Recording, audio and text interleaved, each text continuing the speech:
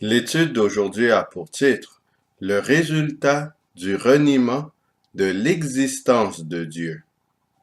Nous entendons souvent parler du danger que pose la religion. En effet, plusieurs personnes affirment que faire partie d'une religion quelconque encourage un esprit de supériorité et de domination sur d'autres individus. En bout de ligne, cela aboutit à un esprit impérialiste et de conquête. On aurait recours à la force pour imposer nos convictions religieuses sur autrui.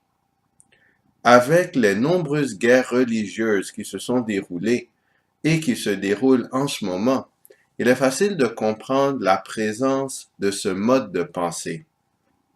Cela étant dit, la plupart des gens qui partagent cette opinion assument que renier la religion et même l'existence de Dieu a comme résultat la paix et la joie d'une société. Or, l'histoire montre clairement que ce n'est pas du tout le cas. Nous avons un exemple flagrant où le rejet du Dieu créateur aboutit à de la régression majeure pour une société. L'exemple en question est la Révolution française. Dans le cadre de cette étude, nous aborderons certains événements entourant la période de cette révolution. Voici quelques éléments associés à la Révolution française. Premier élément, l'athéisme, le reniement de l'existence de Dieu. Numéro 2, la prostitution. Troisième élément, l'homosexualité. À cet effet, ce qui suit sont des articles traitant la période révolutionnaire. Le premier article se trouve dans le site www.francepittoresque.com. 10 novembre 1793, première fête de la raison. La première fête de la raison fut célébrée le 1er Décadi, qui suivit l'abolition du culte catholique.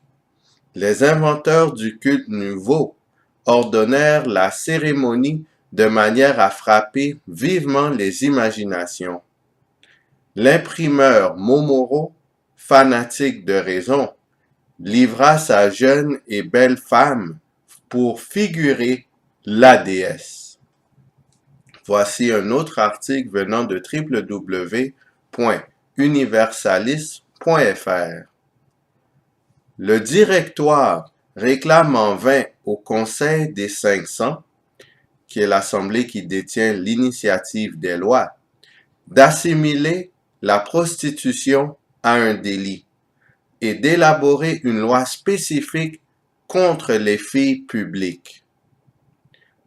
Le consulat instaure le système de la tolérance. La prostitution n'est pas un délit tant qu'elle respecte les règles imposées par l'État et contrôlées par la police des mœurs. La prostitution ne doit pas être supprimée car elle est un mal nécessaire, un égout du trop-plein séminal, un régulateur du sexe et de l'ordre. Voici un article venant du site internet lesversbagnolets.overblog.com.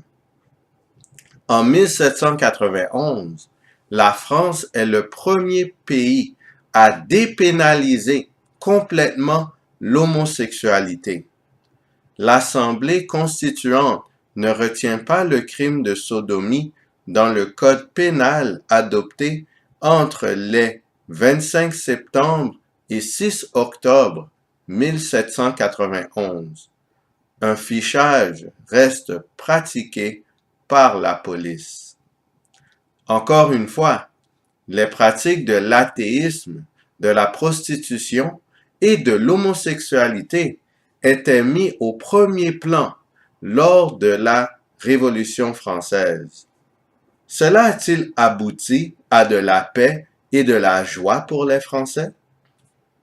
Voici une citation de l'article dans le site internet www.carmel.asso.fr. 1791 fit naître et grandir progressivement cette psychose révolutionnaire si souvent décrite et qui devait prendre pendant près de 3 années l'aspect d'un délire sanglant.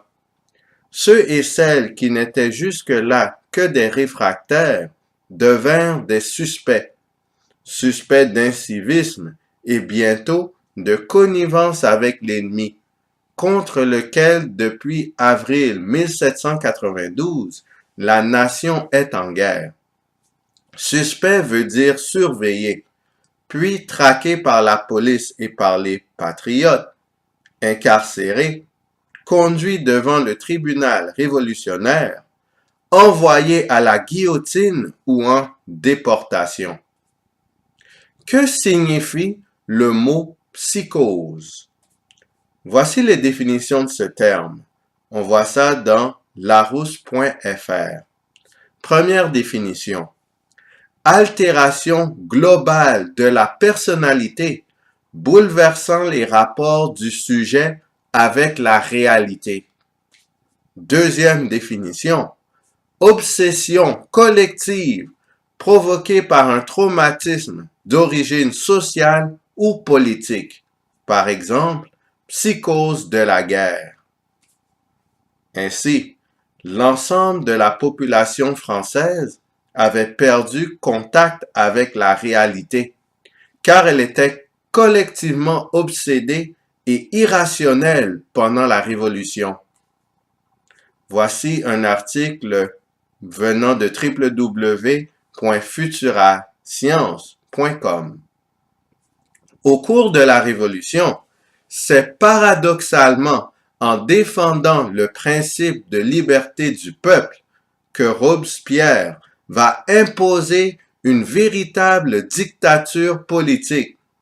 Un tribunal révolutionnaire est mis en place en mars 1793 comme organe central de la répression. La terreur est officiellement déclarée par la Convention le 5 septembre 1793. Les Girondins, accusés d'être trop mesurés, sont guillotinés en place publique, comme bientôt tous les adversaires déclarés ou soupçonnés de la République. C'est un véritable bain de sang dans toute la France, qui prit fin en juillet 1794 avec la chute de Robespierre et de son clan.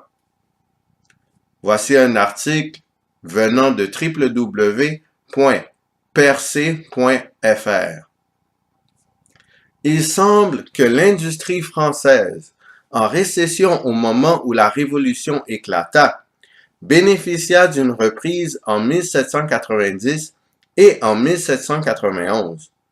Mais ensuite vinrent quelques très mauvaises années. La guerre ferma les marchés extérieurs et frappa durement les branches qui en dépendaient le plus. Le marché intérieur se contracta lui aussi, en particulier pour tout ce qui était articles de luxe. Il y eut des pénuries de matières premières et parfois de main-d'œuvre. Voici un article provenant de www.larousse.fr. Les difficultés majeures que le régime doit affronter sont héritées du début de la Révolution. L'État a fort à faire face au délabrement des finances et de la monnaie. L'assignat a perdu pratiquement toute sa valeur. Il est remplacé par le mandat territorial en février 1796. Mais, après une dévaluation brutale, ce papier est démonétisé 1 an plus tard. L'État vit ainsi au jour le jour, dans la dépendance des généraux et des banquiers. Cet échec s'accompagne de difficultés sociales. Après les années de disette, en 1794 et 1795, Les récoltes sont abondantes en 1796, mais l'économie est entrée dans une phase de dépression depuis la suppression du papier-monnaie. Aussi, les prix agricoles chutent-ils, ce qui soulage les classes populaires urbaines, mais achève d'affaiblir la demande de produits manufacturés de la part des producteurs ruraux. Les ports ne retrouvent pas leur activité d'avant-guerre. Cette économie difficilement renaissante permet à des spéculateurs de s'enrichir, tandis que les écarts sociaux s'accroissent. La société française, épuisée après tant de drames, peine à retrouver un rythme de croissance. L'histoire prouve que lorsqu'une nation rejette entièrement les valeurs religieuses jusqu'à renier l'existence de Dieu, les résultats sont désastreux. Cela aboutit à une obsession collective. L'ensemble de la population perd le contact avec la réalité. Les individus perdent la capacité de penser de façon raisonnable. À son tour, ceci emmène le chaos, le carnage ainsi que de nombreux troubles sociaux et économiques. Cela est très loin de la notion que le rejet de la religion procure plus de sagesse, de liberté et de prospérité. La Bible mentionne à quoi aboutit le reniement de l'existence de Dieu. Romains chapitre 1, les versets 20 à 23. En effet, les perfections invisibles de Dieu, sa puissance éternelle et sa divinité se voient comme à l'œil depuis la création du monde, quand on les considère dans ses ouvrages. Ils sont donc inexcusables, puisqu'ayant connu Dieu, ils ne l'ont point glorifié comme Dieu, et ne lui ont point rendu grâce, mais ils se sont égarés dans leurs pensées, et leur cœur sans intelligence a été plongé dans les ténèbres. Se vantant d'être sages, ils sont devenus fous, et ils ont changé la gloire du Dieu incorruptible en image représentant l'homme corruptible, des oiseaux, des quadrupèdes et des reptiles. Romains chapitre 1, les versets 24 à 27.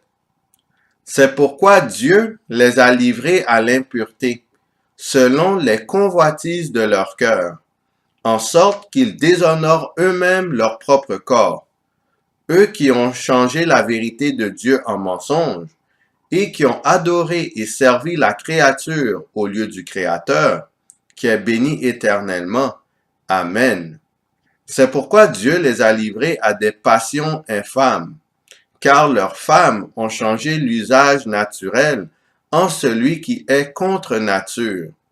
Et de même les hommes, abandonnant l'usage naturel de la femme, se sont enflammés dans leurs désirs les uns pour les autres, commettant homme avec homme des choses infâmes, et recevant en eux-mêmes le salaire que méritait leur égarement. Romains chapitre 1, les versets 28 à 31. Comme ils ne se sont pas souciés de connaître Dieu, Dieu les a livrés à leur sens réprouvé pour commettre des choses indignes, étant remplis de toute espèce d'injustice, de méchanceté, de cupidité, de malice, pleins d'envie, de meurtre, de querelles, de ruse, de malignité, rapporteurs, médisants, impies, arrogants, hautains, fanfarons, ingénieux au mal, rebelles à leurs parents, dépourvus d'intelligence, de loyauté, d'affection naturelle, de miséricorde. Les événements survenant en France lors de la Révolution montrent à quel point ce passage biblique correspond à la réalité. Concernant la Révolution française, elle est décrite par la Bible comme étant la bête qui monte de l'abîme. Elle constituait ainsi une autre manifestation satanique, ce qui est apparent par les valeurs qu'elle avait véhiculées. Je vous encourage à visionner la série d'études bibliques et prophétiques de la chaîne YouTube L'Éternel est mon berger, afin d'avoir plus de détails à ce sujet. L'idée que Dieu n'existe pas constitue un danger pour la race humaine. Elle aboutit à la folie, à la perte de contact avec la réalité, au désordre et au carnage. Le résultat final est la crise sociale et économique. La connaissance exacte du Dieu créateur est donc nécessaire pour le progrès et le maintien d'une société. On parvient à cette connaissance par une étude assidue de la Bible ainsi que par la prière. Ces éléments permettent aux humains de discerner l'intervention divine dans leur vie et d'avoir une relation intime avec le Seigneur. Efforçons-nous donc à rechercher une relation étroite avec Dieu par l'étude de sa parole et par la prière, afin de refléter son caractère d'amour et de miséricorde. Que le Seigneur nous garde.